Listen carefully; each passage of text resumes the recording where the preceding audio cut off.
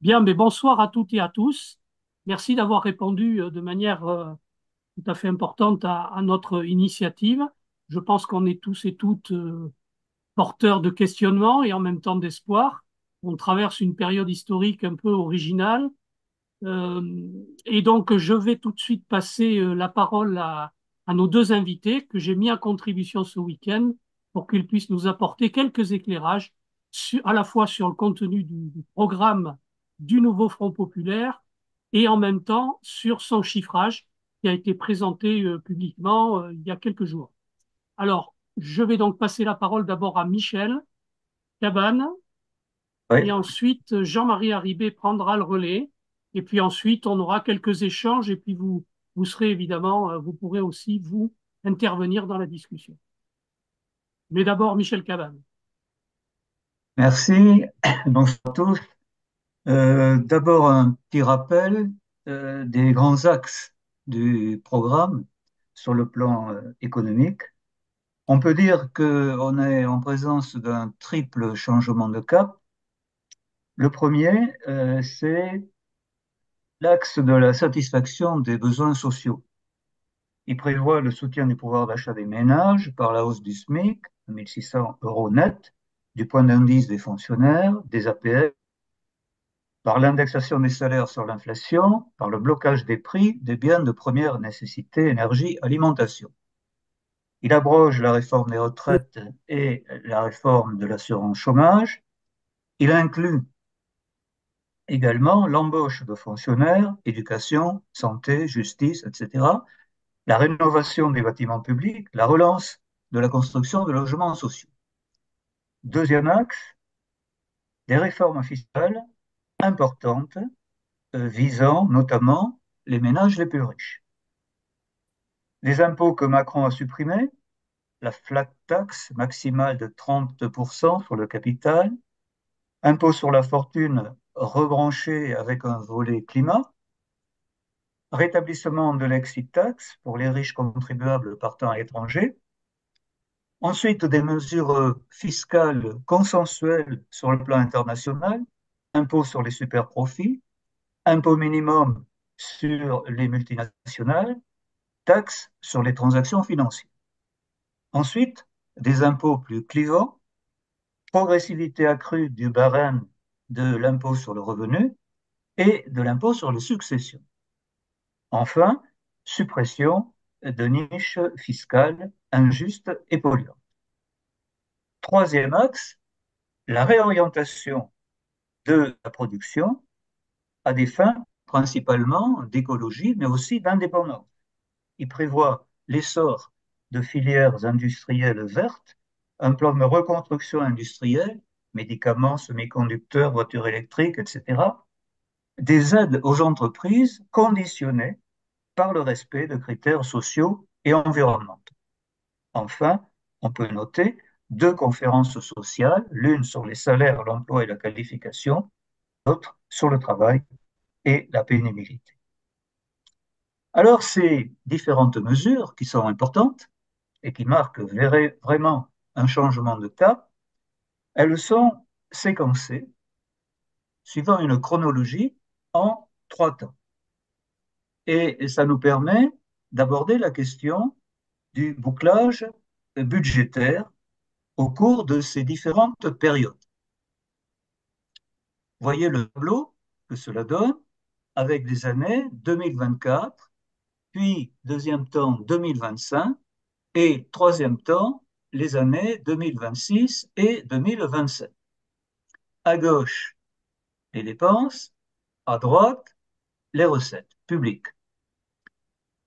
Pour l'année 2024, en dépenses, hausse de l'indice des fonctionnaires de 10%, suppression de la réforme des retraites, gratuité à l'école, hausse des APL.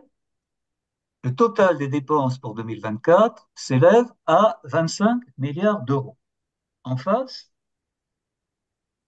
il y a la taxe sur les superprofits qui doit rendre une somme de 15 milliards et l'impôt de solidarité sur la fortune, nouvelle formule, qui doit s'élever à 15 milliards d'euros.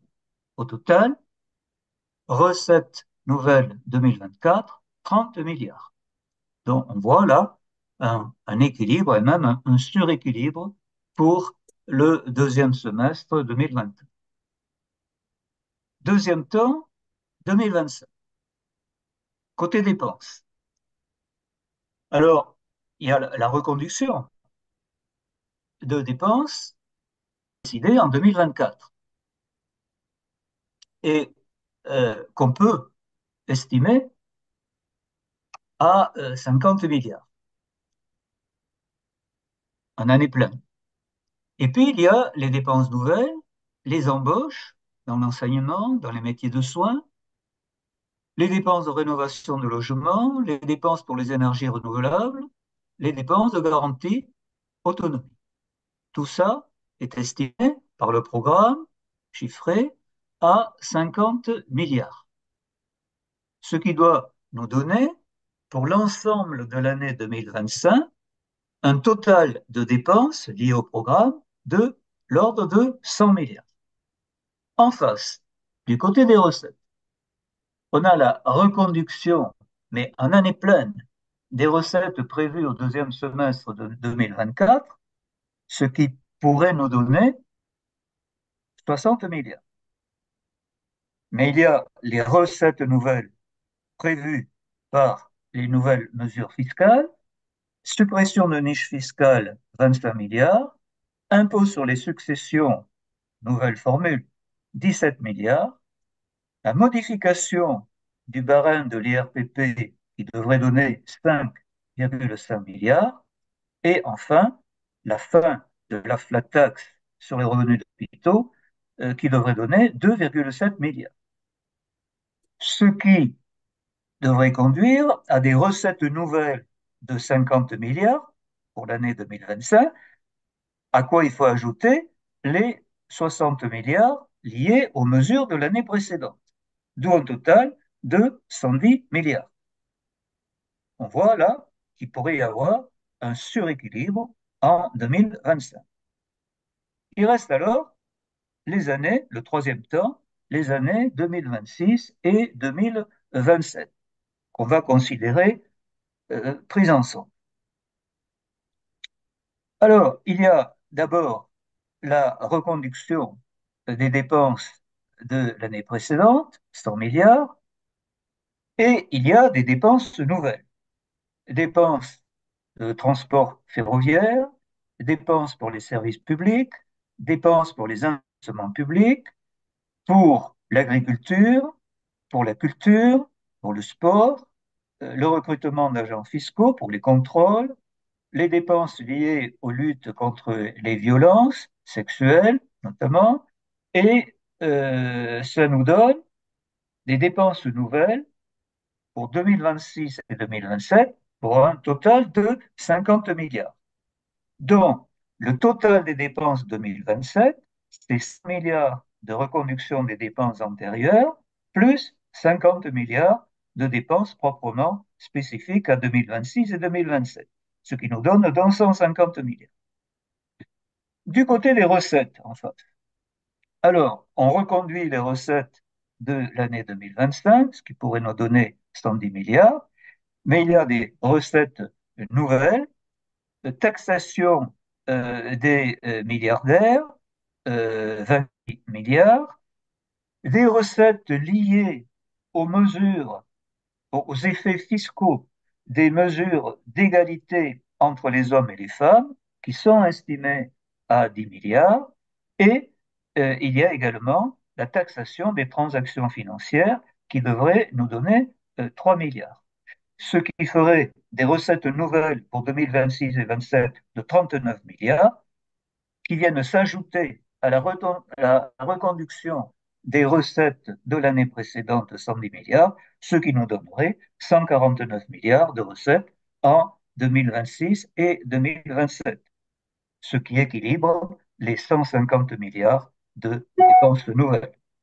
Voilà donc ce qu'on peut dire à partir des documents qui nous ont été transmis par ceux qui ont élaboré le chiffrage du programme du nouveau Front populaire. Voilà, Dominique. Alors, je prends la suite, Dominique, d'accord? Vous m'entendez? Oui? Oui, Alors, bonsoir à vous tous, hein.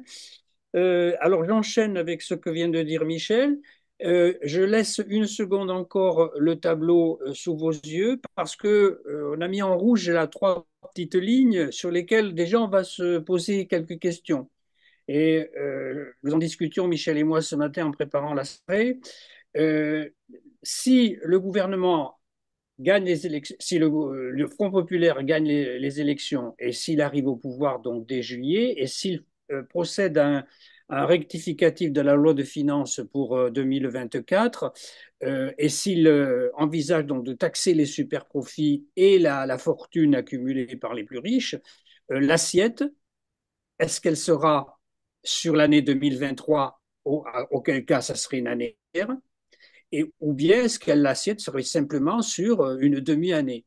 À mon avis, ça ne pourrait être que sur l'assiette de l'année 2023 précédente, c'est-à-dire une année pleine. Ce qui veut dire que on peut se demander si le doublement des recettes pour commencer l'année 2025 se ferait sur la base donc de 30 milliards plus les nouveaux 30 milliards de l'année 2025, ou bien s'il y aurait simplement les 30 milliards récupérés sur l'assiette 2024, et sauf à supposer qu'il y ait un doublement de l'assiette des profits du capital en 2024 par rapport à 2023, là, il y a peut-être une incertitude à avoir sur le sens qu'il faut donner à ce chiffrage pour l'année 2025.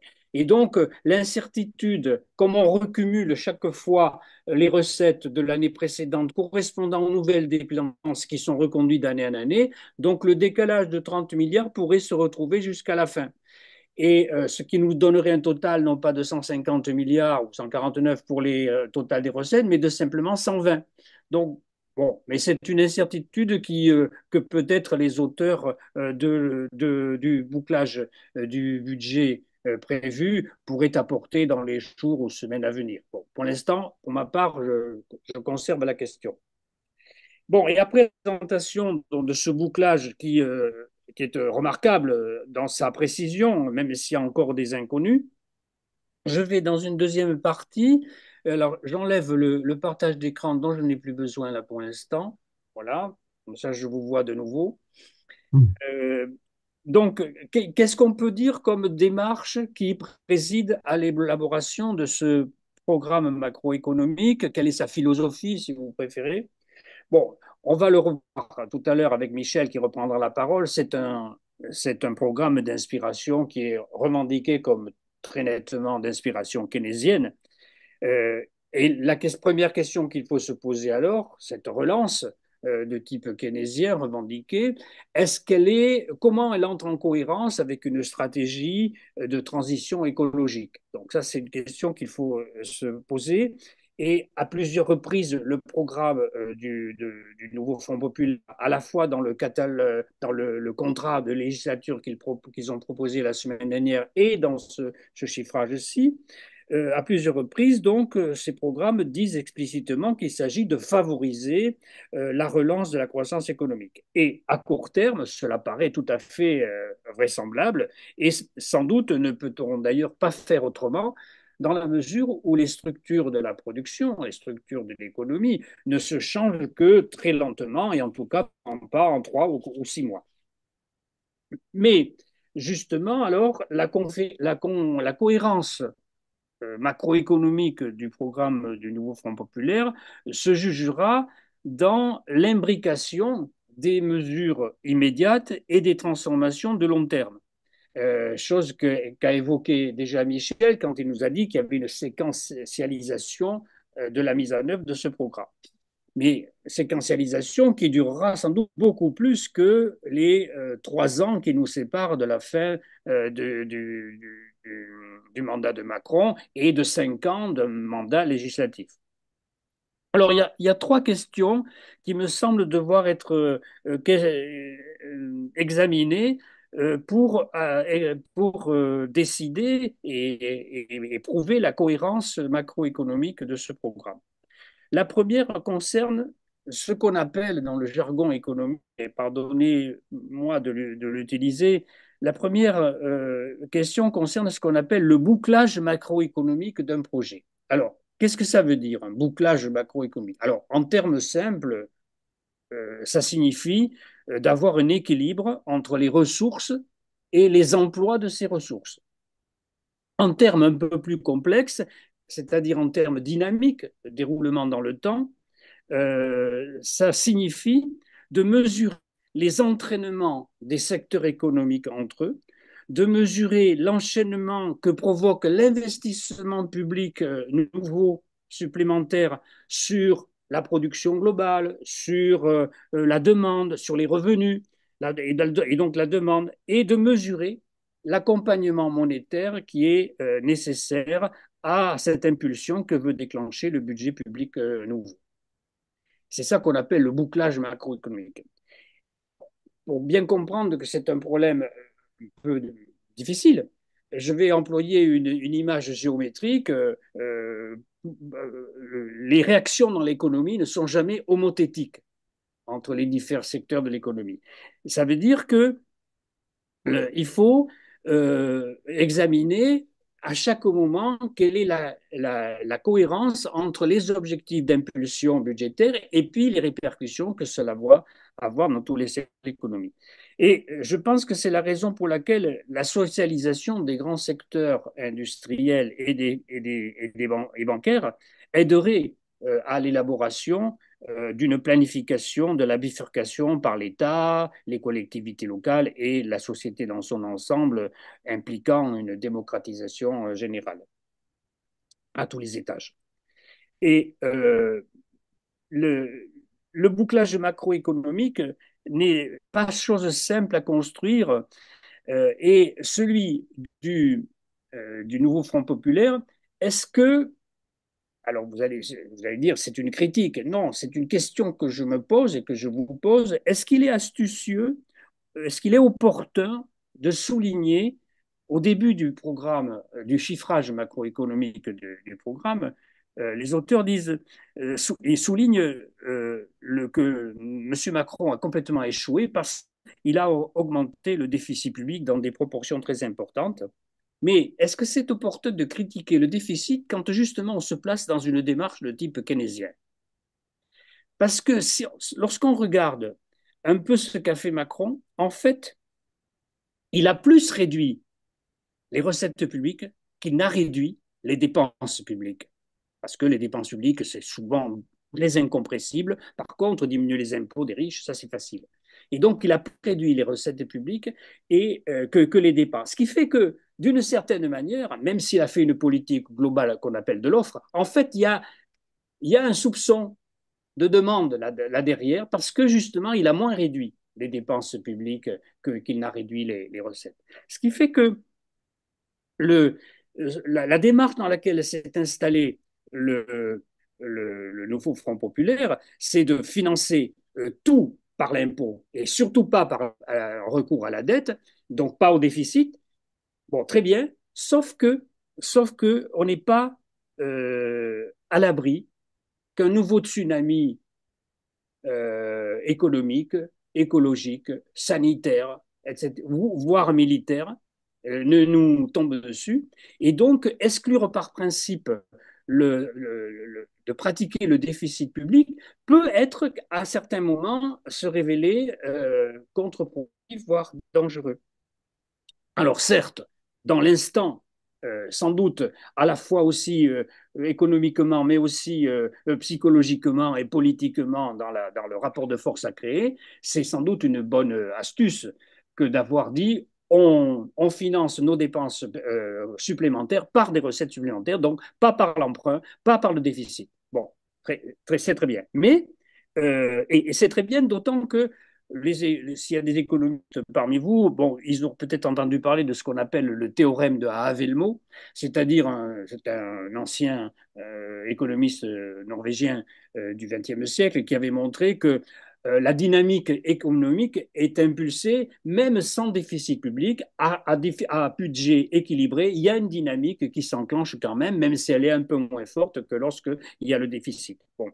Mais donc, c'est sans doute raisonnable, et c'est pour ça que les cris d'orfraie contre l'extrémisme de ce programme sont complètement à côté de la plaque et ne comprennent même pas la philosophie qu'il y a derrière. À budget équilibré, il y aura une relance, modeste sans doute, mais il y aura une relance de l'activité économique. Et je me suis demandé si le fait de la simultanéité des dépenses et des recettes, hein, dans une année budgétaire donnée, qui est voulue par le Front populaire, si ça n'expliquait pas peut-être qu'il ne donne aucune indication sur les implications macroéconomiques de la relance par la demande que vont susciter l'augmentation du SMIC, l'augmentation des prestations sociales et les nouveaux emplois qui sont projetés. Ça, c'est donc la première question. Il y a un silence sur les implications de relance, de répercussions dans tous les secteurs économiques, et donc pas seulement sur la production, mais sur les revenus, sur la demande. Et donc là, l'équilibrage macroéconomique doit quand même se poser ce type de questions. Il y a une deuxième question qui concerne cette fois-ci la cohérence sociale du projet. Parce que la contrainte écologique qu'aborde avec lucidité le nouveau programme du Front populaire, cette contrainte écologique, elle a un soubassement social. La réduction très importante des inégalités de revenus et de patrimoine est une condition, on le sait maintenant depuis les Gilets jaunes, mais aussi de bien avant, est une condition sine qua non de l'acceptation sociale des transformations de structures. Et la réforme fiscale ambitieuse du Front populaire y contribuera. Mais elle doit aussi s'asseoir, de mon point de vue, sur une réduction des inégalités qu'on appelle primaires, c'est-à-dire des inégalités qui naissent dans les entreprises, et, et même les inégalités entre salaires. Et j'avoue que j'ai cherché pourquoi le programme de la NUPES, il y a 2 ans, prévoyait une limitation des écarts de salaire dans les entreprises, et il me semble, sauf si j'ai mal cherché, que le programme du nouveau Front populaire n'en parle pas ou n'en parle plus. Et pourtant, cette réduction me semble indispensable pour l'acceptation sociale de la transition, justement. Et alors, pour aider au blocage macroéconomique en rapport avec les contraintes environnementales, je pense qu'il est intéressant de regarder ce qu'a publié le Haut Conseil pour le climat la semaine dernière, c'est cette instance qui étudie l'évolution des émissions de gaz à effet de serre et voir si on est dans les clous ou pas pour diminuer les émissions de 55% à l'échelle du demi-siècle, enfin en 2050 dans les pays membres de l'Union européenne. Et voilà ce que nous dit le Haut Conseil pour le climat. Je le cite. Les émissions brutes de gaz à effet de serre ont diminué en France de 5,8% en 2023 par rapport à 2022, pour atteindre 373 millions de tonnes équivalent CO2 en 2023, soit 31% sous leur niveau de 90, 90 étant l'année de référence. Mais ils ajoutent aussitôt, ils montrent aussitôt que l'empreinte carbone, c'est-à-dire qui inclut le solde des émissions importées et exportées dans le commerce extérieur, est restée à peu près stable malgré la diminution très forte des émissions territoriales. Ainsi, ils ajoutent l'empreinte carbone, qui inclut donc ces émissions importées et exportées, est 1,6 fois plus élevée que les émissions territoriales, que la baisse des émissions territoriales. Aussi, ils ajoutent, et je termine par là, les citations, la baisse annuelle moyenne des émissions nettes, c'est-à-dire qui inclut les puits de carbone, de 12 millions et demi de tonnes équivalent CO2 sur la période 2019-2023 demeure 1,3 fois inférieure de la norme attendue de 16,1 millions de tonnes équivalent CO2, et qui est nécessaire pour obtenir la fameuse réduction de 55% en 2050. Et donc, je me suis livré à un petit calcul pour savoir à quelle hauteur de croissance nous pourrions être autorisés pour ne pas saboter l'objectif de réduction des gaz à effet de serre. Si l'on part de l'idée, de l'hypothèse que donc l'empreinte carbone, malheureusement, reste encore stable malgré la diminution des émissions territoriales, et si l'on utilise ce que nous dit l'Agence internationale de l'énergie, que malheureusement, au cours des dernières années, la diminution de ce qu'on appelle l'intensité de la production en gaz carbonique, en CO2, n'a diminué que de 0,5% par an en moyenne. Ça veut dire, si on met tout ça en rapport, donc stabilité de l'empreinte carbone et puis diminution pendant les 26 ans qui nous séparent de 2050, eh bien, ça nous autorise, si ma calculette ne s'est pas trompée, mais elle ne s'est pas trompée, je crois, peut-être mon raisonnement est erroné, mais je ne crois pas quand même, ça nous autorise à un maximum de 0,5% de croissance du PIB par an en moyenne d'ici 2050. Et le résultat auquel je parviens est très très proche de la dernière estimation du Conseil d'orientation des retraites qui, il y a 15 jours, pour l'année 2024, et le bas de sa fourchette de la croissance de la productivité du travail, c'est 0,4% par an en moyenne. Alors bien sûr, il y a une possibilité, une éventualité que ça soit plus élevé. Hein, le haut de la fourchette, c'est 1,3% selon le corps. Mais bon, ils ajoutent, si vous avez lu le rapport du corps, ils ajoutent explicitement, bon, il y a peu de chances qu'on soit au haut de la fourchette. Donc, il y a une convergence en quelque sorte de ces estimations pour dire qu'on n'aura pas de croissance économique forte, on aura sans doute une croissance économique qui restera faible. Et donc, bien sûr, ce chiffre de 0,5% de croissance moyenne autorisée d'ici 2050, en moyenne annuelle, ce n'est qu'un ordre de grandeur, mais ça donne une idée de l'étroitesse de la marge de manœuvre à escompter de la part de la croissance économique. Donc, voilà cette question-là sur la pression des contraintes environnementales qui va continuer de s'exercer sur une dynamique progressiste, sociale et écologique que voudrait mettre en place le nouveau Front populaire. Et je termine rapidement en disant que le bouclage macroéconomique doit également tenir compte de ce qu'on appelle la contrainte extérieure. Parce que l'augmentation des petits salaires, et notamment du SMIC, pesant sur les petites et moyennes entreprises, qui pourraient être aidées, et le Front populaire l'a indiqué hein, dans son programme, à mon avis, ce n'est pas la plus forte contrainte qui pourrait s'imposer à nous, parce que cette augmentation euh, des petits salaires, elle concerne surtout les secteurs qui ne sont pas soumis à la concurrence, l'hôtellerie, la restauration, l'aide à la personne, le bâtiment, les travaux publics, certes. Mais cette contrainte extérieure, elle peut très bien s'exercer en revanche très fortement par le biais du choc de demande.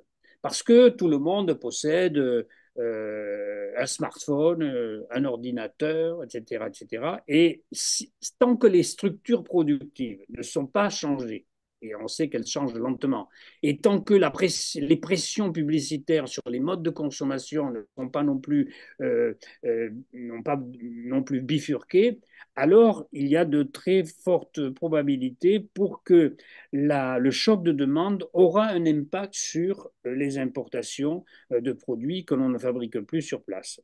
Et donc la question des traités de libre-échange et de la protection nécessaire sous conditions sociales et environnementales doit être posée. Voilà les trois types de questions que me sont venues à la lecture de ce bouclage macroéconomique, qui est un exercice complexe, qui est un exercice qui a été mené avec intelligence et honnêteté, mais ça, la lucidité exige qu'on se pose des questions pour améliorer et faire face à d'éventuelles difficultés qui naîtraient selon les rapports de force qui ne manquent pas de s'exercer tout à fait si l'on avait une victoire électorale. Et je relaisse la parole à Michel pour la dernière partie de cette petite introduction. Merci Jean-Marie, tu as mis l'accent sur vraiment le cœur de la logique de ce programme, avec notamment le lien avec ce qui est un peu implicite, c'est un taux de croissance anticipé relativement faible.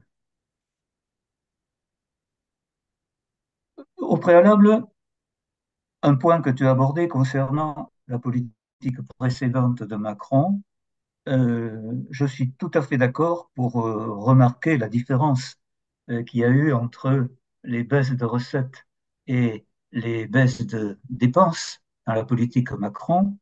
Il y avait dans cette politique un aspect essentiellement néolibéral à propos de la politique fiscale et l'aspect orthodoxie a été en partie laissé de côté. Mais comme bien souvent dans les politiques néolibérales, en particulier aux États-Unis, où il y a une dissociation entre les choix concernant les masses budgétaires et la fiscalité et les choix concernant le solde budgétaire et la dette. Et maintenant, je crois que là, on a eu, avec la politique Macron, une application de nouveau qui montre que les références à l'orthodoxie en matière budgétaire ou monétaire sont des références en quelque sorte instrumentales pour aboutir à peser sur les conceptions de la population pour aller, pour justifier certaines politiques. Mais que l'orthodoxie, ce n'est absolument pas à la base de leur système théorique, me semble-t-il. Je referme la parenthèse concernant Macron et j'en viens maintenant au programme du nouveau Front populaire. Alors, pour résumer, on est tous d'accord pour dire c'est le social d'abord. Plus d'État social, c'est fondamentalement une rupture avec les politiques néolibérales dans leurs composantes relatives à l'État social. Il répond aux aspirations sociales immédiates, pouvoir d'achat, services publics, lutte contre les inégalités. Donc il s'oppose au néolibéralisme qui veut détricoter l'État social. Mais la nouveauté, c'est plus de redistribution, incluant plus de pression fiscale. Ça, c'est la nouveauté par rapport à des programmes antérieurs de la gauche en France et dans un certain nombre d'autres pays. C'est-à-dire, on prend dans la poche des plus riches par de fortes hausses fiscales et on n'attend pas forcément les recettes accrues par un retour anticipé de la croissance économique. Ça me paraît être la grande nouveauté par rapport à d'autres programmes de type gauche gouvernementale. La logique économique, c'est évidemment la logique de type keynésien, incluant l'objectif de soutien de la demande pour accroître l'activité, avec aussi des mesures d'accompagnement pour la production. La logique budgétaire, eh bien, les dépenses nouvelles sont financées par des impôts supplémentaires et pas par la dette. Je crois qu'il y a là un souci de crédibilité par rapport à l'état idéologique de la population française après pas mal d'années de pression idéologique des milieux les plus orthodoxes pour mettre en cause la dette, la dette, la dette. Et de ce fait, je crois que il n'y avait pas d'autre solution pour la gauche que de prendre ce parti, de d'élaborer un programme dans lequel le surplus de rentrée fiscale doit a priori, ex ante, comme on dit, équilibrer le surplus de dépenses. Alors évidemment, ça implique que l'effet de relance soit probablement beaucoup plus faible que dans le cas d'une relance dans laquelle le surplus de demande, de dépenses, aurait été très supérieur au surplus de recettes. Ce qui fait que, si on relie, si on relie les choix en matière budgétaire avec les doctrines sous-jacentes, le gonflement du budget public en dépenses et en recettes est fondamentalement, comme je l'ai dit, anti-néolibéral, et l'absence d'augmentation du déficit et de la dette, c'est une concession à une certaine vision orthodoxe, en termes macroéconomiques, compte tenu de tout ce qui s'est passé au cours des dernières années et dernières décennies, en Europe notamment. Le rapport avec l'écologie, c'est très intéressant ce que tu as montré dans ta dernière intervention. Le rapport avec l'écologie, il apparaît dans la sélectivité des outils, dans la réorientation de la production, mais cela vient manifestement après la priorité au social qui repose sur la redistribution. On pourrait dire que ça intègre plus une écologie modérée qu'une écologie radicale.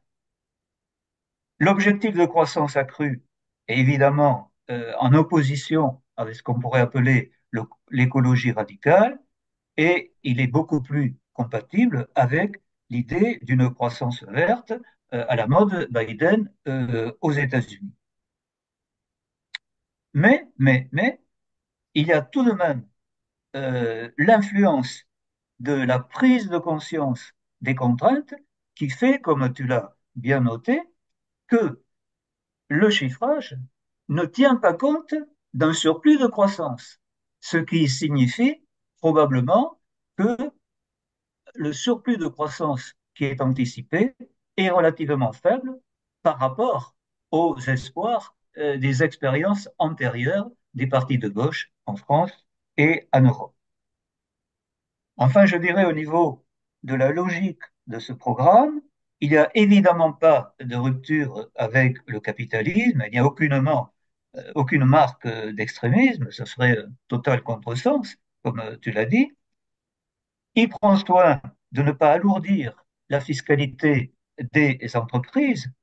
Les avantages consentis récemment par le gouvernement Macron et les prédécesseurs aux entreprises ne sont pas supprimés, ils sont redéployés en fonction de finalités écologiques en particulier.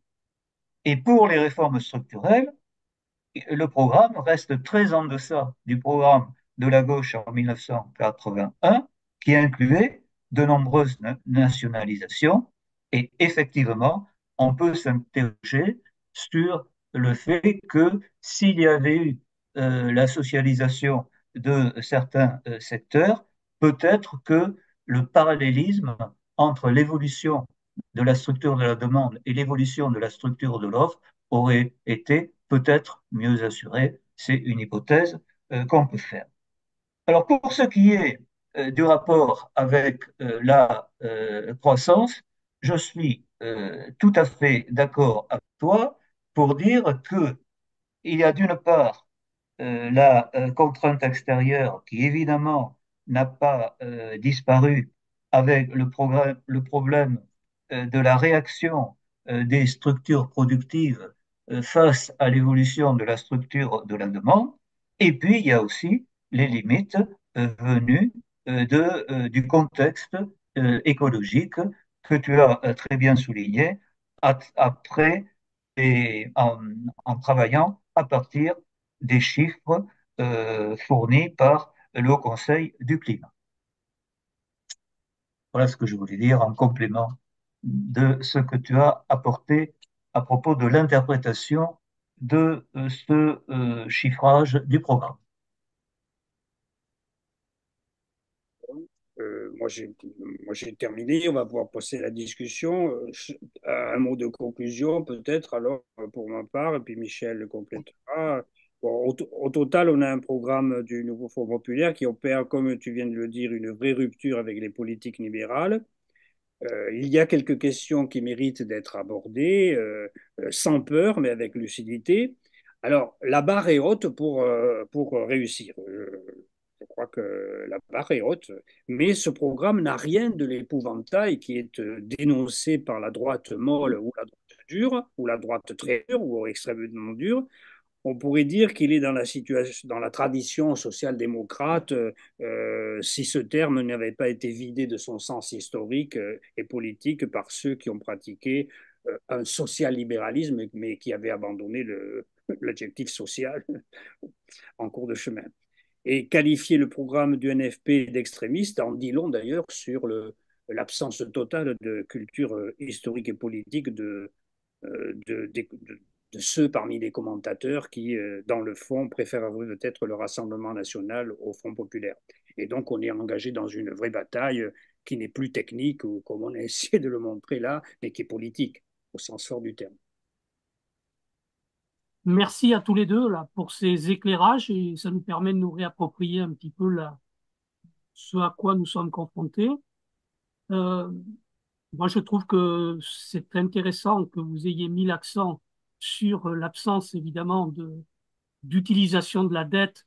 Mais à la limite, j'ai presque envie de dire que ça pourrait être un coup de réserve, je dirais, pour l'avenir, si de nouvelles exigences sociales ou économiques se faisaient jour. Donc, moi, je vais pas en rajouter sur ce que vous venez de dire, que je partage d'ailleurs, et peut-être passer la parole à quelques personnes nous ont fait le plaisir de participer à cette soirée. Vincent, est-ce que tu as une réaction à chaud ou est-ce que tu as envie de questionner Michel et Jean-Marie? Mais tu ouvres ton micro d'abord.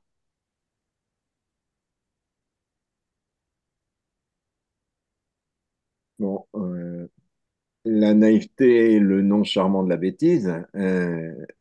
Je suis donc dans la surprise, mais j'aurais envie spontanément de mettre en relation, comment dirais-je, la, la simplicité et l'efficacité de ce programme que j'ai lu avec attention et avec intérêt, et en même temps, effectivement, politiquement ou économiquement, sa modestie. Si je la mets en relation avec ce que Jean-Marie a évoqué, c'est-à-dire une campagne absolument effrénée, je pose la question de savoir ce qui pourrait être l'équivalent idéologique, si je puis dire, actuellement, de ce qu'on appelait ou ce qu'on a appelé longtemps, et longtemps après que cela a été évoqué, le mur d'argent. Quelle est la nouvelle forme, à votre avis, à tous les deux, de ce qui pourrait être l'équivalent du mur d'argent en 2024 en France dans la situation actuelle? Vous voulez répondre tout de suite ou Jean-Sève, par exemple, est-ce que tu souhaites un petit commentaire ou questionnement? Bah, j'aurais une question un peu brutale. Euh, Est-ce que en 2024, l'enjeu est de relancer la demande? Est-ce qu'on peut raisonnablement penser qu'on va solutionner la crise en relançant la demande? Quand on voit ce qui s'est passé en 36, après quelques mois ou une année après, ce qui s'est passé en 80, ensuite avec le virage de 83, est-ce qu'on peut raisonnablement penser qu'un programme de relance va solutionner les problèmes que nous rencontrons? Donc, ma seconde question, c'est peut-on imaginer que le nouveau Fonds populaire réussisse? Vous dites la barre est haute, mais moi, il me semble que c'est pas une question de barre, c'est une question on est à côté des problèmes majeurs. Et donc, je ne vois personnellement au bout qu'un échec. Et c'est ça qui me préoccupe gravement, c'est-à-dire qu'on n'a aucune réforme de structure envisagée. Donc, où est-ce qu'on va là? Où est-ce qu'on va? Voilà, mon inquiétude, elle est là. De mon point de vue, on n'est pas à la hauteur des enjeux. Et je suis Vous voulez répondre? Alors, par- oui, si tu veux. Michel, si D'accord, tu veux aller. d'accord. Alors, sur le premier point, sur la question du mur d'argent, euh, comme nous avons l'euro, euh, ça ne va pas se traduire par une spéculation contre la monnaie nationale en faveur d'autres monnaies. Donc, c'est la grosse différence par rapport à, par exemple, 1981, 82, où là, il y a eu un mouvement de spéculation massif qui a impliqué euh, 3 dévaluations en 2 ans du franc. Par contre, par contre, ça peut se reporter sur les titres de la dette publique française. On a eu ce problème après la crise de 2008-2009. On a eu ce problème dans plusieurs États de la zone, de pays de la zone euro, notamment en Grèce. Et ça doit se traduire par, si un mouvement de spéculation se produit, ça doit se traduire par une montée de l'écart de taux d'intérêt par rapport à la moyenne des autres pays de l'euro, ou par rapport en particulier à l'Allemagne. Si je peux me permettre, ça a déjà commencé, hein. Bien Ça a sûr, déjà commencé. bien sûr, tout à fait. C'est s'il y a un effet qui peut se produire avec une grande probabilité, c'est celui-là. Euh, D'ailleurs, je crois que c'est Benjamin Lemoine qui le dit dans une interview, d'après ce que j'ai lu.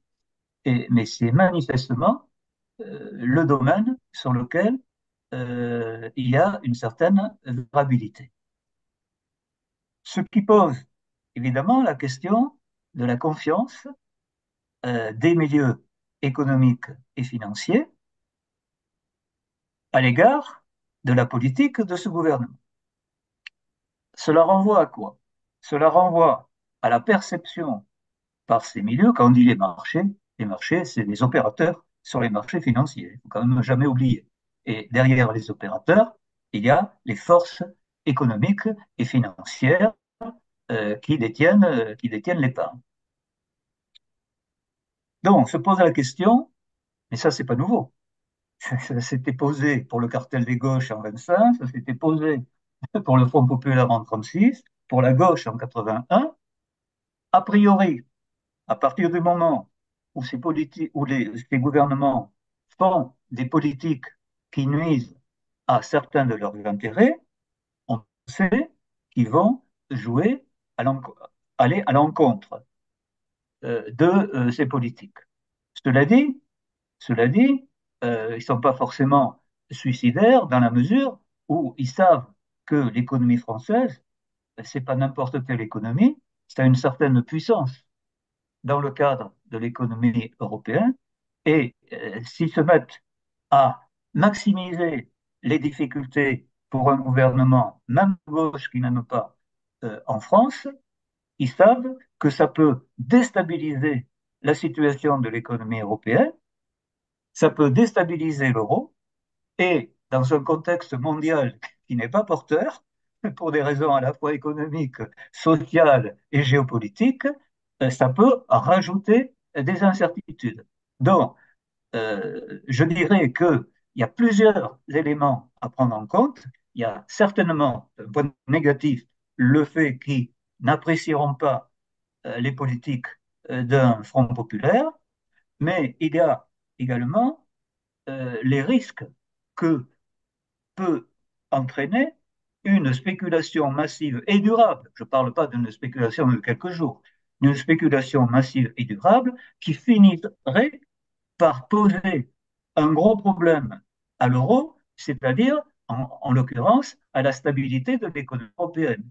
N'oublions quand même pas que Draghi, après la crise grecque, a été amené à décider que la Banque centrale défendrait l'euro, c'est-à-dire qu'elle défendrait la situation financière des pays membres de la zone euro pour que l'euro ne se casse pas la figure, c'est-à-dire en fait pour que l'économie européenne ne soit pas déstabilisée.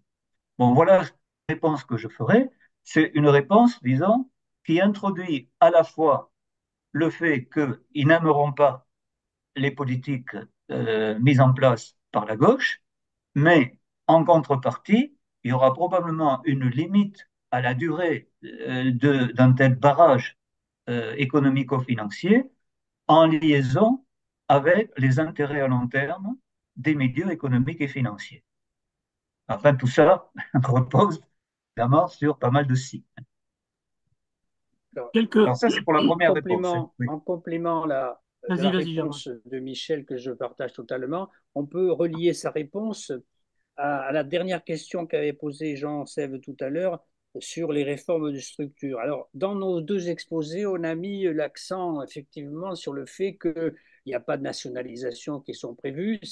C'est vrai qu'il est précisé le renforcement d'un pôle public bancaire, mais il n'est pas question de maîtriser les grands centres, les grands pôles industriels, comme ça avait été le cas en 1981 pour pas longtemps, mais enfin quelques temps.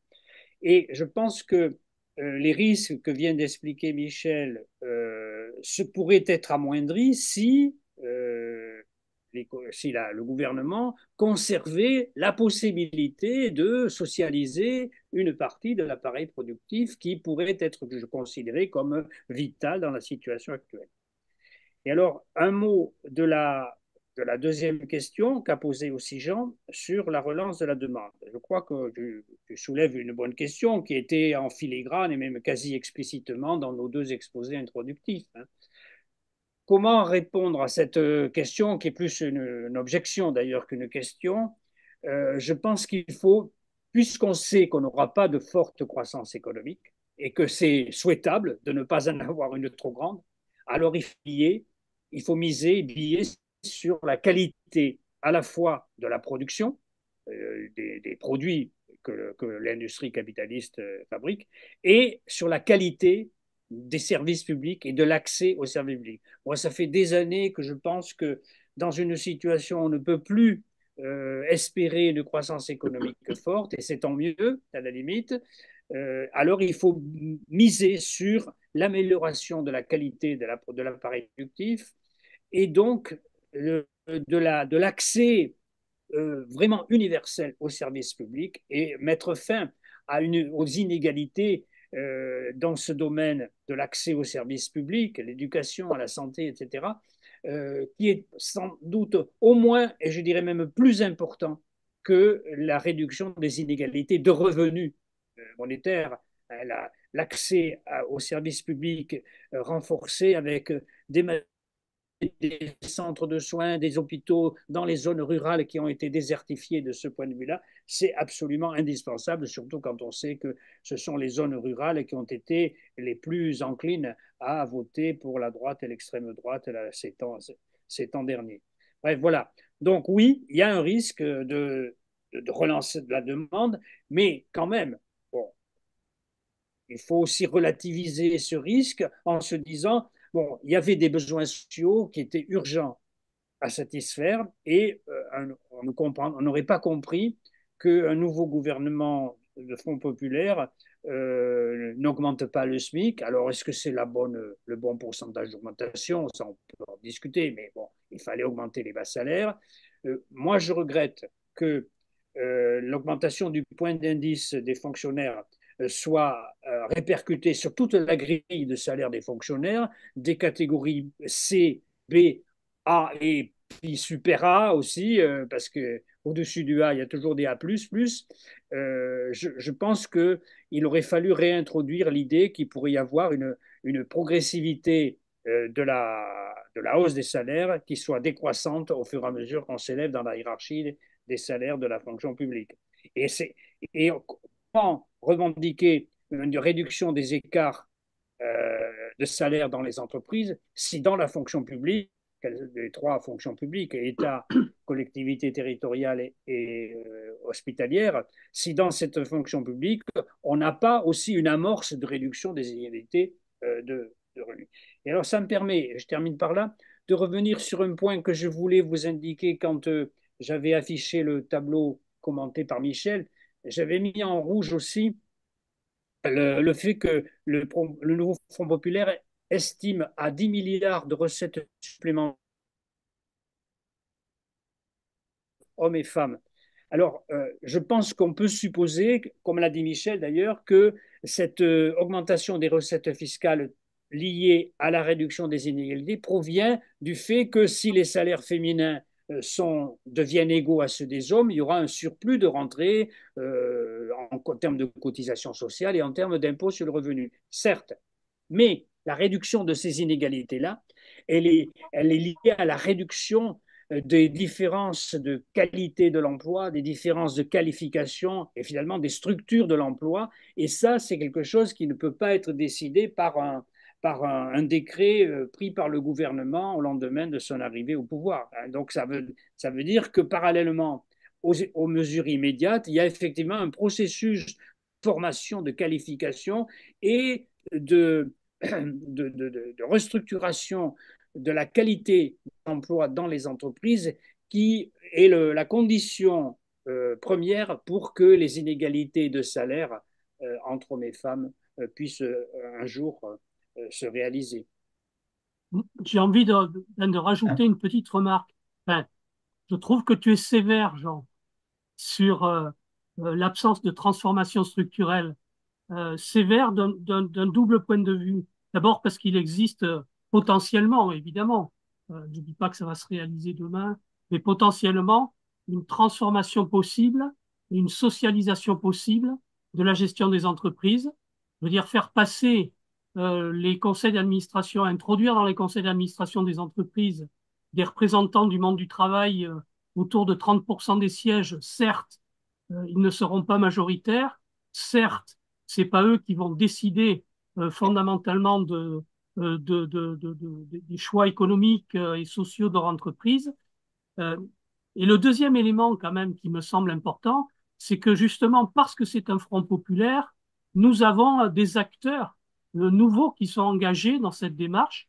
Il n'y a pas que les partis politiques, il y a les organisations syndicales, notamment la CGT et la FSU, et qui justement ont pris une place originale qu'on aurait souhaité d'ailleurs historiquement voir prise à d'autres moments de l'histoire sociale de notre pays pour justement porter jusqu'au bout les revendications sociales, les revendications économiques, et donc accompagner, je dirais, le mouvement qui peut être initié par des décisions de l'État.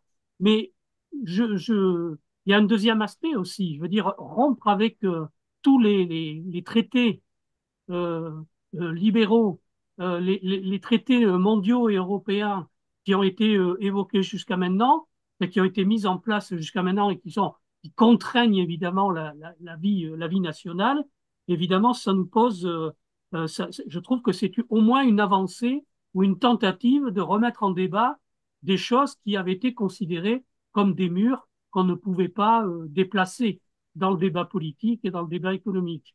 Voilà. Mais tu as raison de soulever la question comme tu l'as faite, hein, parce que ça permet justement de creuser un petit peu et d'aller un petit peu plus loin dans la discussion. Je suis parvenu, hein, parce que Jean-Marie a parlé du pôle public et bancaire, mais il a pas, on n'évoque pas que le pôle public bancaire, on évoque aussi une logique tout à fait différente de l'utilisation d'un pôle public bancaire avec une action sur, je dirais, les orientations qui sont prises par l'utilisation des moyens budgétaires, des moyens économiques proposés. Est-ce que quelqu'un ou qu'est-ce qu'une souhaite Dominique, éventuellement? Vas-y, Dominique, pardon, encore vas-y un mot Michel. Et après, sur sur la première question de Jean concernant l'enjeu de la demande. C'est vrai que historiquement, les projets de la gauche ont toujours reposé sur l'anticipation d'une relance par la demande. Et c'était la condition, d'une part, pour le bouclage financier, mais c'était la condition surtout pour améliorer le sort des salariés et des catégories plus modestes sans poser des problèmes politiques insurmontables liés à la mise en cause du pouvoir d'achat des catégories les plus aisées, les plus riches de la population. Et ça a permis souvent un certain consensus, même avec des gouvernements de gauche dans le cadre capitaliste, pendant des décennies et des décennies, en particulier pendant les 30 années qui ont suivi la Seconde Guerre mondiale. Bon. La nouveauté, comme l'a rappelé Jean-Marie, c'est qu'on est dans un contexte où il est hors de question d'anticiper de taux de croissance de 3, 4, 5%.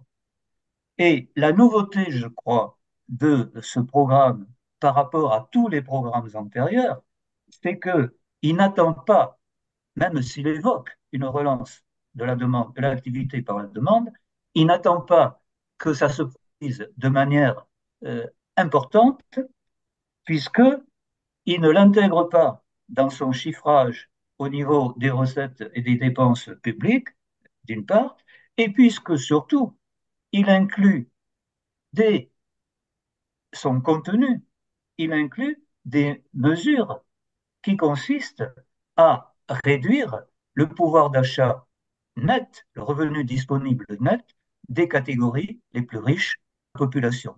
Donc, il me semble que dans ce programme, il y a déjà une prise en compte, certes implicite, du fait qu'on est dans un tout autre contexte que celui qui a caractérisé un certain nombre de décennies antérieures.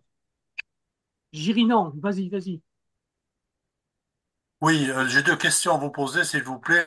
Est-ce que le nouveau programme a réfléchi à l'impact de ce programme sur le chômage ou l'activité salariale?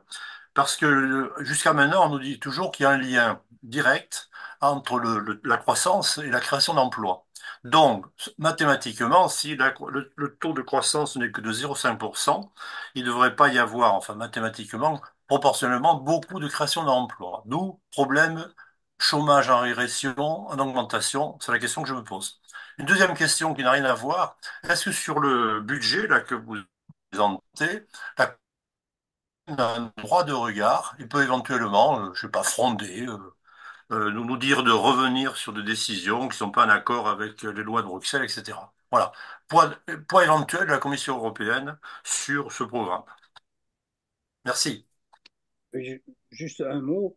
Je pense que si la Commission européenne avait les yeux en face des trous, ben, elle devrait se féliciter justement de la simultanéité des dépenses et des recettes sur lesquelles on a beaucoup insisté. Enfin, on ne va pas aggraver le déficit. Donc, elle devrait nous adresser un message de félicitations pour avoir osé imaginer une relance modeste par l'équilibre du budget. Bon, je me présente, mais qu'à moitié, parce que effectivement, Michel vient de le ressouligner à nouveau, c'est une rupture par rapport aux anciennes politiques de relance de la demande euh, qui étaient pratiquées jusqu'alors et jusqu'à une date encore assez récente. Alors, sur ta première question, bon, c'est vrai que il en est peu question dans le programme, dans le bouclage budgétaire du nouveau Front populaire de la question du chômage. Je pense que pour pouvoir répondre à ta question, il faut mettre en relation pas simplement le nombre de chômeurs, c'est-à-dire l'emploi, avec la croissance qui sera modeste, mais il faut également la mettre en relation avec l'évolution de la productivité.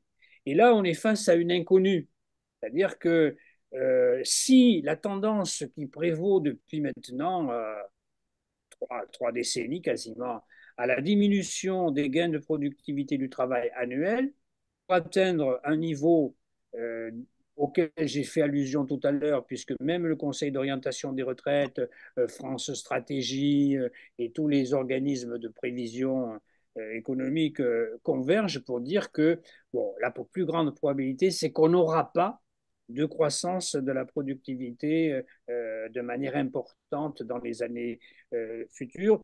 Et je lisais encore un document, un article publié aux États-Unis la semaine dernière où l'auteur expliquait, chiffre à la pluie, qu'il ne fallait pas plus espérer de renouveau de la croissance de la productivité avec l'intelligence artificielle qu'on en a eu avec Internet.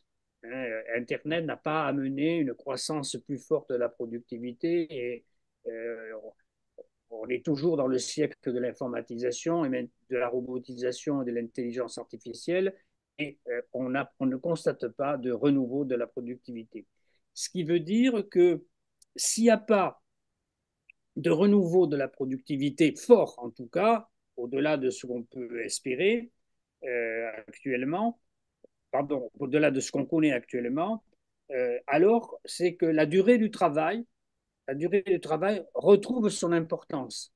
Hein, quand il y a une faible croissance économique et puis qu'en même temps, il y a une faible croissance de la productivité horaire du travail, alors le facteur durée du travail est très important. Et c'est dans ce cadre-là, je pense, qu'il faut placer la question de la retraite. Hein, vous savez que le nouveau Front populaire est attaqué de toutes parts par la, l'objectif à terme, parce que c'est pas dans les 6 mois, de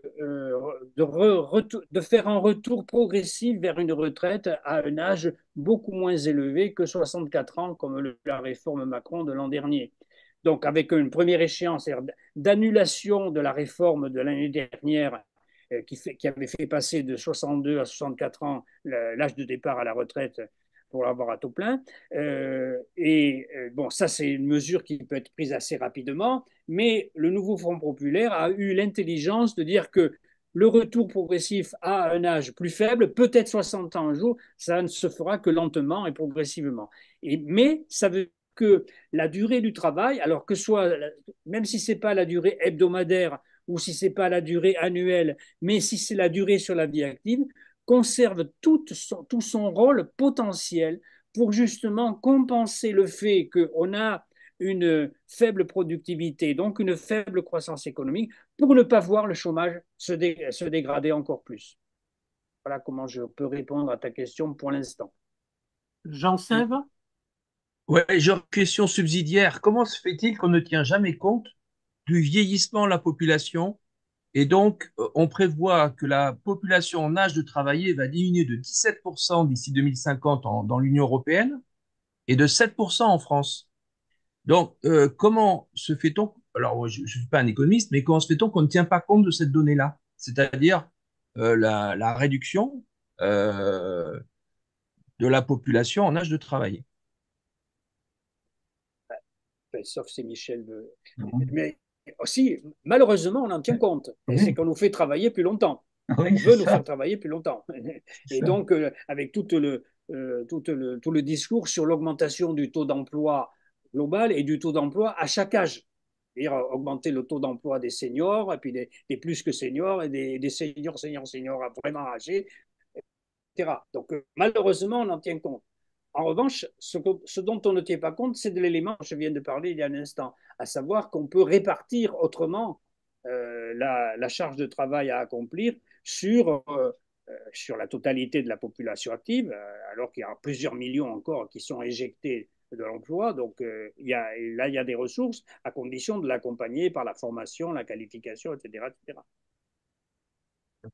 il y a des jeunes femmes ou moins jeunes, peu importe, Monique, Lauriane, Marie, Myriam, Sylvie,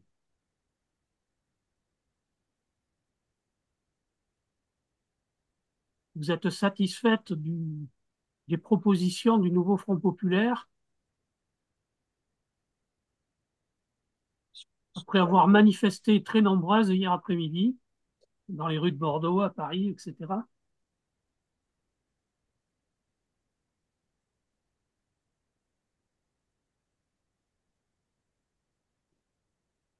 Jean-Dominique,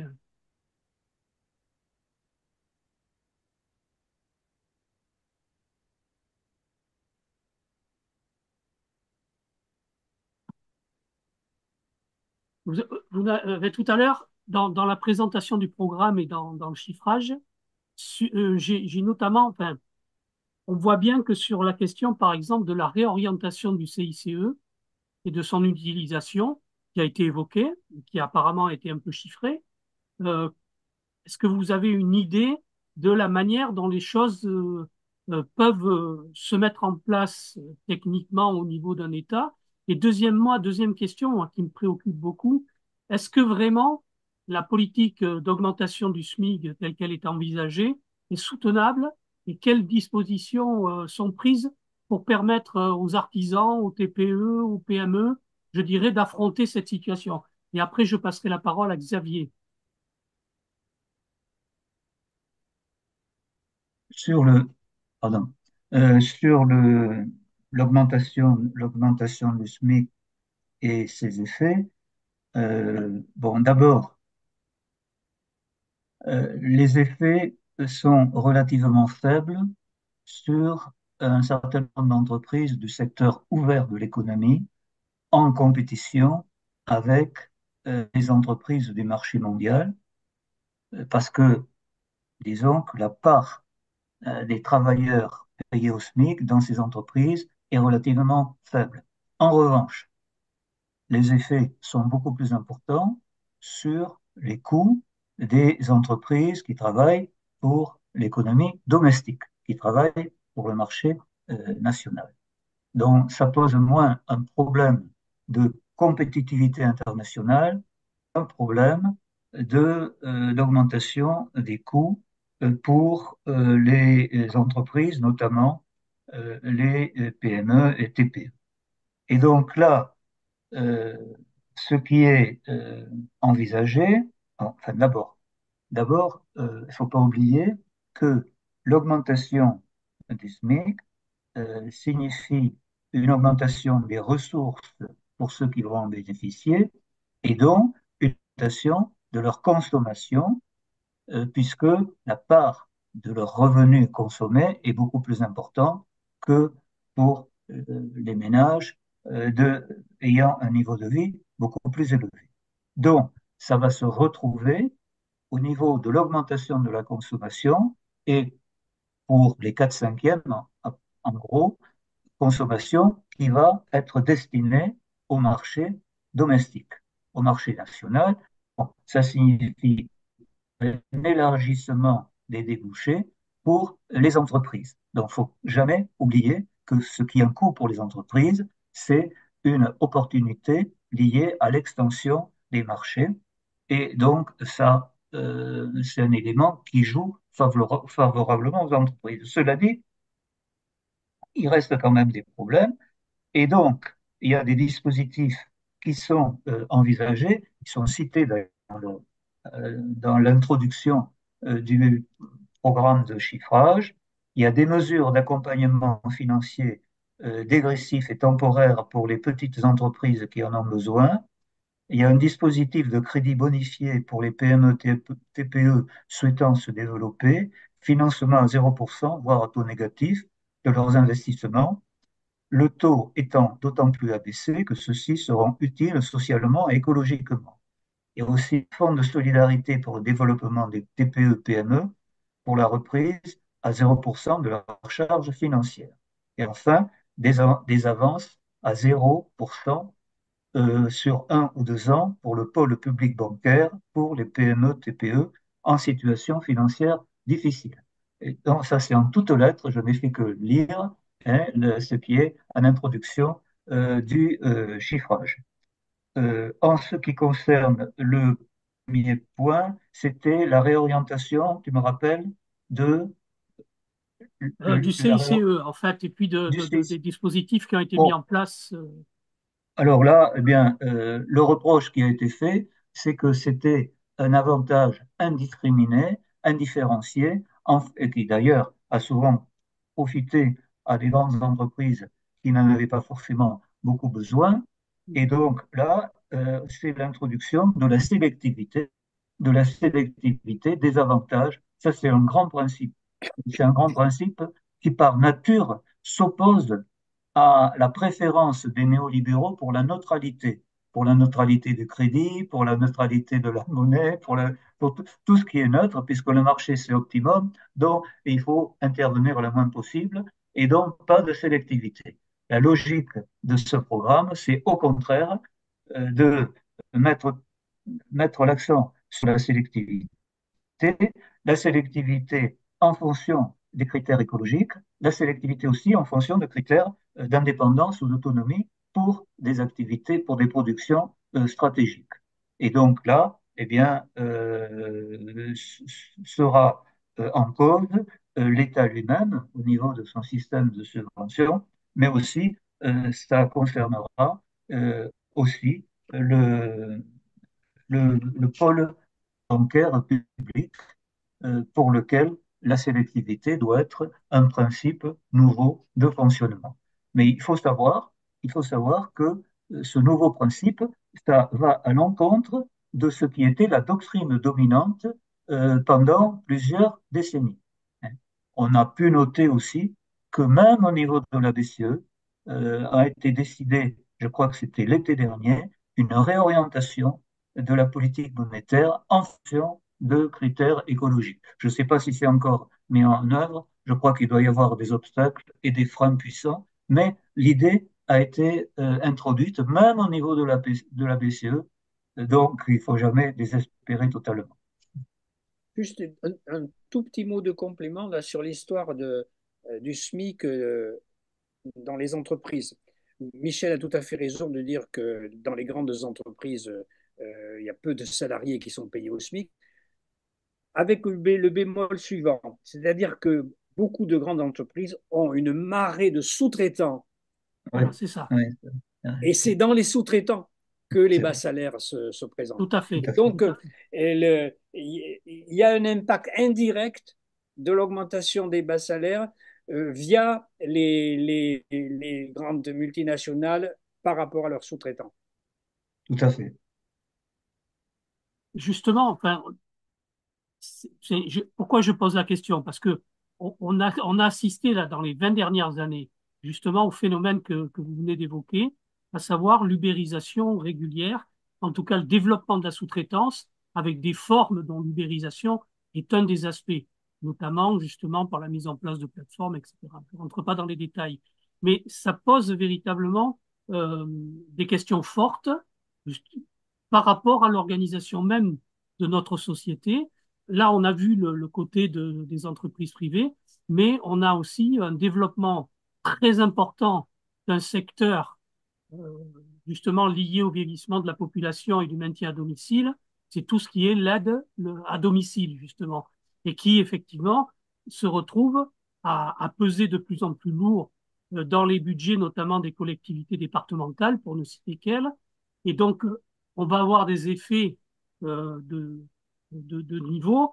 Jusqu'à maintenant, l'État ne compensant pas les augmentations, y compris les précédentes augmentations insuffisantes du SMIG, on aboutit à des situations où les associations, le monde associatif qui souvent gère ce secteur-là, se sont retrouvés avec des difficultés extrêmement importantes.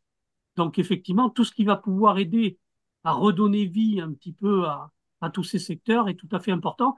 J'ai vu qu'il y avait une proposition qui passe un petit peu, donc qu'on n'a pas évoqué, mais c'est normal, hein, il y a plein de questions qu'on n'a pas évoquées, mais c'est tout le soutien à l'économie sociale et solidaire. Comment d'abord, quel est votre regard sur ce secteur-là? Est-ce que c'est un élément alternatif, justement, plutôt anticapitaliste ou en tout cas un dépassement de la forme capitaliste habituelle? Et est-ce que ça peut être une voie, je dirais, de transformation sociale importante que soutenue par le nouveau front de gauche? L'économie sociale et solidaire se caractérise par le fait qu'il y a une mise en cohérence des moyens utilisés aujourd'hui avec le projet à long terme qu'ont souvent dans la tête ceux qui sont impliqués dans ces innovations sociales actuelles. C'est une des caractéristiques principales, c'est la continuité qu'il y a entre le moyen utilisé et l'objectif général.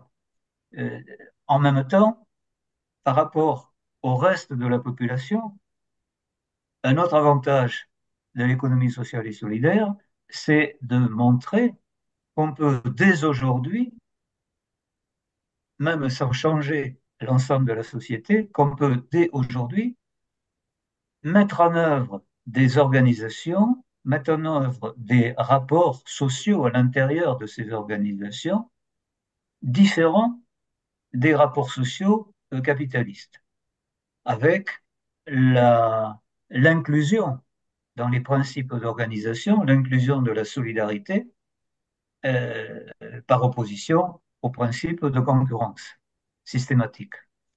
Et donc, il me paraît évident que le développement de l'économie sociale et solidaire, on doit l'encourager dès aujourd'hui lorsqu'on n'est pas au pouvoir. Et bien entendu, on doit l'encourager avec de nouveaux outils lorsque on accède à la tête d'un pays, lorsqu'on accède au gouvernement. Et donc là, bon, je rappelle qu'il y a eu à chaque fois des progrès. Chaque fois que la gauche a été au pouvoir, il y a eu des progrès par rapport à l'économie sociale et solidaire. On a fait venir au mois d'octobre pour le 20e anniversaire du Café économique, on a fait venir Jean Gattel, qui avait été secrétaire d'État à l'économie solidaire dans les années 80, quand Mitterrand était président de la République. Et il y a eu bien plus tard Benoît Hamon, qui a eu des responsabilités au secrétariat d'État de Jospin, euh, qui a, avec la loi Hamon, etc., avec donc, à chaque fois, il y a eu de nouvelles ouvertures législatives qui ont permis de donner un coup de pouce au secteur de l'économie sociale et solidaire. Alors là, je ne sais pas ce qui est prévu dans le nouveau programme, mais il m'étonnerait fort que, en cas de victoire, il n'y ait pas une nouvelle relance de la politique du gouvernement par rapport à l'économie sociale et solidaire. Ici, c'est évoqué dans le programme. Moi, j'ai une deuxième question à vous poser quand même. C'est venu d'ailleurs, on le voit bien dans le débat médiatique en ce moment.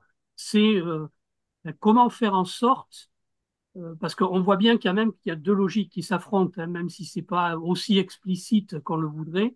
N'empêche que c'est quand même, on le voit bien au travers des différentes propositions, il y a une logique qui porte atteinte à la logique libérale dominante et aux critères, aux seuls critères de rentabilité capitaliste habituelle. Donc ça, c'est quand même un élément nouveau, culturel important, et on voit bien on va se heurter à une fonction publique ou à des hauts cadres de la fonction publique qui ont été formés, formatés, on va dire les choses, biberonnés à l'hétérodoxie, à À l'orthodoxie. à l'orthodoxie libérale et ultralibérale, qui vont se retrouver confrontés, je dirais, dans leur propre pratique professionnelle, à des choix. Parce qu'on se posait la question vis-à-vis du Rassemblement national, puisque c'était comme ça que c'était posé dans le débat, mais on peut aussi imaginer, évidemment, qu'on soit confronté à ce problème culturel, à ce problème, je dirais, très important, je dirais, d'habitus ou d'habitude, comme disait Bourdieu, et qui malheureusement fait que on est presque face à un phénomène religieux et un phénomène qui échappe un peu à la rationalité, quoi. Donc comment vous vivez les choses et comment vous pensez qu'on va pouvoir avancer, je dirais, progressivement pour retourner un peu cette situation?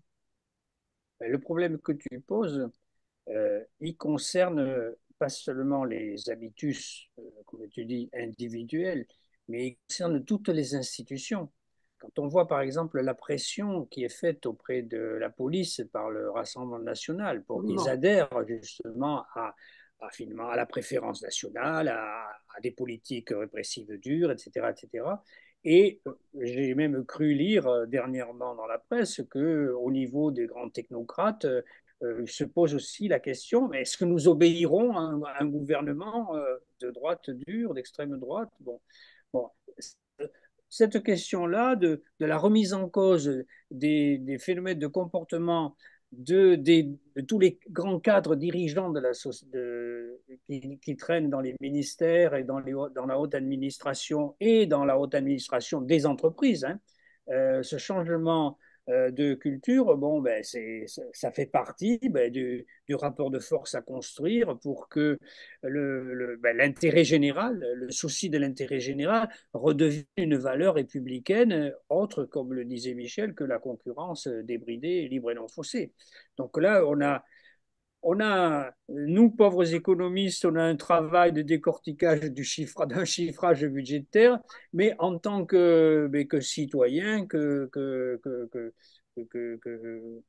philosophe de la vie quotidienne, que philosophe de la chose publique, on doit mener une bataille qui est bien au-delà de l'économique, mais qui est d'ordre culturel, comme tu le dis.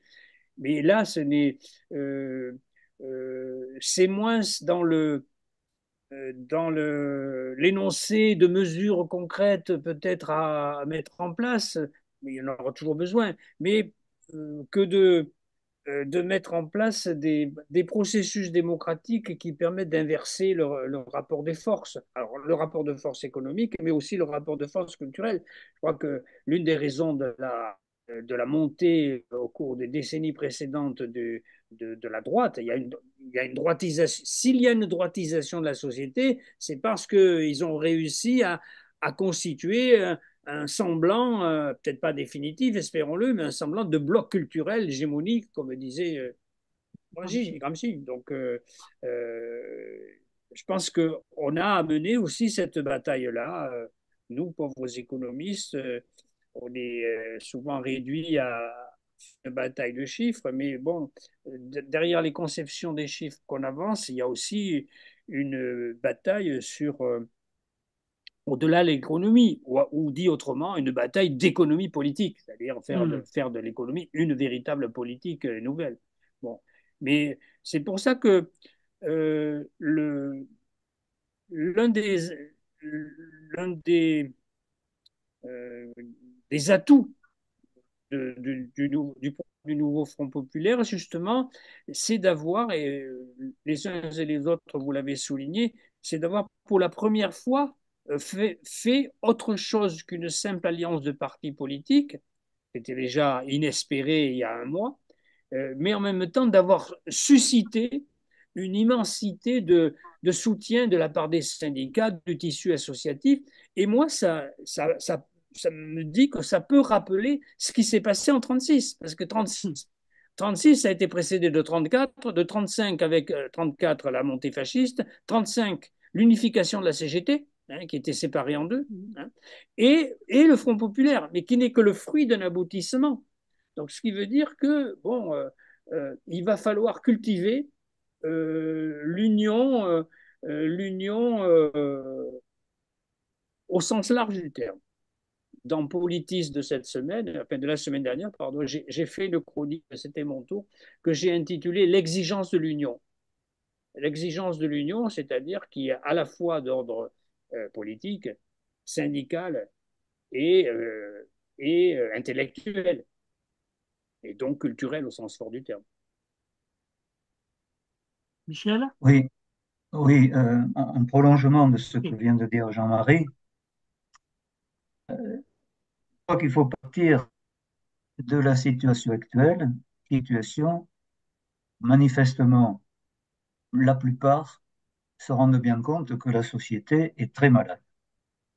C'est quand même une idée qui est largement partagée, quelles que soient les opinions politiques de chacun. Et si on arrive à montrer au cours des toutes premières années que la nouvelle politique a une certaine détente de l'ambiance dans notre société, de certaine détente des rapports sociaux, à partir du moment où on tient davantage compte des besoins sociaux qui actuellement sont totalement insatisfaits pour une partie non négligeable de la population, ou une partie intermédiaire de la population est soumise à des injonctions contradictoires avec toujours la peur de baisser, la peur d'être rattrapé, etc., etc., dans un contexte, encore une fois, de compétition entre les individus qui finit par atteindre le psychisme des individus et à le dégrader. Si on arrive au cours des 2 ou 3 premières années à, à ce que la politique économique ne soit pas un échec, en complément d'une politique sociale qui serait comprise par le plus grand nombre, je pense que si on accompagne ça d'un travail d'explication du pourquoi des mesures prises, de type un peu, je me, j'étais enfant, mais enfin, du type un peu de la pratique de Mendes France en 54. Euh, je que là, il y aurait une opportunité. C'est-à-dire que en partant du niveau, on est presque au fond de la piscine. Actuellement, en partant de si bas, on a une opportunité. Encore une fois, à condition que la politique économique ne soit pas un échec. Comme la politique sociale ne pourrait être que meilleure par rapport à celle qui est pratiquée aujourd'hui et depuis pas mal d'années, il y a une opportunité pour une certaine détente des rapports sociaux.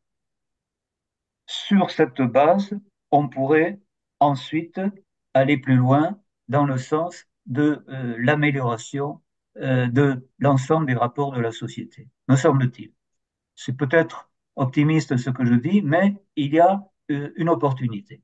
Et notamment, si on arrivait à sortir de l'état de peur dans lequel est plongée une partie importante de notre société. Je sors là Jean-Dominique. de mon raisonnement d'économiste. Non, non, non, Non, mais mais pour la détente, on peut appeler Mélenchon. Enfin, je plaisante. On n'a pas Jean-Dominique. même besoin. Vous m'entendez, oui. Oui, oui, on t'entend. Oui, vas-y. Deux questions un peu annexes, mais j'y suis confronté. Est-ce que dans le programme du front en question, il est question des heures supplémentaires défiscalisées, des primes des primes de pouvoir d'achat, etc., qui représentent comme des attaques sur la sécurité sociale importante? Sur le problème des retraites, ça pose aussi un autre problème. C'est que les recettes des caisses de retraite sont amoindries aujourd'hui pour des gens qui verront leur retraite diminuer dans 10, 20 ou 30 ans. Donc, il y a des problèmes au niveau des retraites. Enfin, tout ça a un impact assez important. Et je vois parmi le patronat que, bon, je le fréquente à l'heure actuelle de façon assez importante. Et c'est une tendance qu'il y a à donner toutes ces primes comme ça. Est-ce que c'est évoqué dans le programme? Il y a deux choses qui sont évoquées tout à fait clairement et précisément. C'est d'une part, on va sabrer sur les niches fiscales de manière importante. Alors, j'ai plus le chiffre sous les yeux, mais bon, on peut le retrouver facilement. Et puis, il y a aussi cette proposition qui, moi, m'a emballé parce que je plaide depuis des années en sa faveur, c'est la soumission des profits à cotisation sociale. Tout C'est-à-dire à fait. soumission des dividendes versés, des rachats d'actions, de l'épargne retraite collective dans les entreprises, de l'intéressement, de la participation. Donc, et je peux vous dire que ça va irriguer les caisses de la sécurité sociale de manière inespérée. La suppression des niches fiscales, c'est 25 milliards, Voilà. estimé. Remets ton micro, Jean-Claude. Bon, bref. Non, non, vas-y, Jean-Dominique. Je voulais dire que parmi le patronat à l'heure actuelle, les augmentations de salaire, c'est je vais te donner des heures supplémentaires. C'est comme ça que ça se traduit à l'heure actuelle. Et ça tend à se généraliser. On donne des heures supplémentaires qui ne cotisent pas, on prend des primes, pouvoir d'achat, etc. C'est ça que je voulais dire. Tout ce que j'ai bien entendu de Jean-Marie, ça, je suis d'accord. Là-dessus, que tout ça soit taxé, vous ne pouvez pas savoir le bonheur que ça me fait. Mais c'est l'autre problème, c'est le problème au niveau des salariés, qui, eux, ne se rendent pas compte par-dessus le marché. Ils touchent des primes plus importantes. J'ai 100 balles d'heures supplémentaires, et ben je touche 100 balles, etc. Moi-même, dans la position où je suis obligé de les barater, de leur dire, c'est des faux semblants. Vous allez vous faire arnaquer dans le terme. Voilà, c'est ça que je voulais évoquer. Oui. Bien, l'heure avance. Est-ce qu'il y a... Est-ce que ça s'est prévu est-ce que ce truc sur les primes et sur les primes et valeurs ajoutées, les primes sur le pouvoir d'achat et sur les heures sup, est-ce qu'il y a quelque chose de prévu? Attendez, alors moi, Alors, je sais pas s'il y a quelque chose de prévu. J'ai regardé, je l'ai lu assez attentivement. Vous pouvez retrouver le programme hein, sur le site nouveaufrontpopulaire.fr. Donc, je vous invite à lire le programme. Il est assez court, hein, il est accessible. Justement, il y a eu un effort de fait pour rendre le programme accessible. Et même chose pour le financement. Mais le deuxième aspect qui m'apparaît le plus important, c'est que la place des organisations syndicales qui avaient été complètement marginalisées par Macron est revalorisée et qu'un certain nombre de conférences sociales vont s'organiser très vite. Donc Oui. c'est ça la nouveauté aussi. C'est que tous les corps intermédiaires qui avaient été balayés par Macron et toutes les organisations associatives, syndicales on voit leur rôle renouvelé et en tout cas restauré. je dirais, dans le fonctionnement de la démocratie sociale, mais de la démocratie tout court. Voilà, moi, ça me semble être le facteur le plus important. Et donc, effectivement, mais c'est aussi des questions, c'est juste la question que tu poses, Jean-Dominique, il n'y a aucun problème. Parce que ça a été toute la stratégie d'échec Macron pendant des années. Vous avez vu comment Oui. ils ont répondu aux revendications des Gilets jaunes, comment on a répondu aux revendications salariales. En fait, ça a été des réponses biaisées, cassant à chaque fois la sécurité sociale. Et l'idée, effectivement, d'un partage et de la solidarité et du financement de ce partage. Est-ce qu'il y a une dernière question éventuelle ou un point de vue? On est presque à 2 heures, je dirais, d'échange, ce qui est super. Je vous remercie beaucoup, hein, Michel et Jean-Marie, pour tout le travail que vous avez fait Ouais. et qui nous a Merci permis de nous pour vos, approprier un peu toutes ces merci pour vos questions. questions. Merci. Merci beaucoup. Merci beaucoup, Dominique. Merci aussi, bien sûr, à Jean-Marie et à Michel. Et donc, pour terminer cette soirée, rendez-vous pour le verre de l'amitié, je rappelle, le jeudi 11 juillet à 19h15 au restaurant Le Mancisidor à Bègle, et avec, j'espère, de belles choses à fêter. Sinon, on poursuivra la discussion ensemble. Et on- Sinon, on prend le maquis. Voilà. Là, il ne nous reste plus Christophe. que la Dordogne et ses grottes, mais ça va être compliqué. Bon, bah, on peut toujours l'imaginer. Bon, Il n'y a on pas de ira en problème. Dordogne. La forêt barrade, oui, c'est ça. On dira au sud des Landes. Ou dans le bientôt. Pourquoi pas? Vercors. En La Charente. circonscription La conquise forêt par barade, c'est plus dense. À bientôt. À Allez, bientôt. merci beaucoup à Merci. tous et à Salut. toutes. Bonne soirée, à bientôt. Bonne soirée.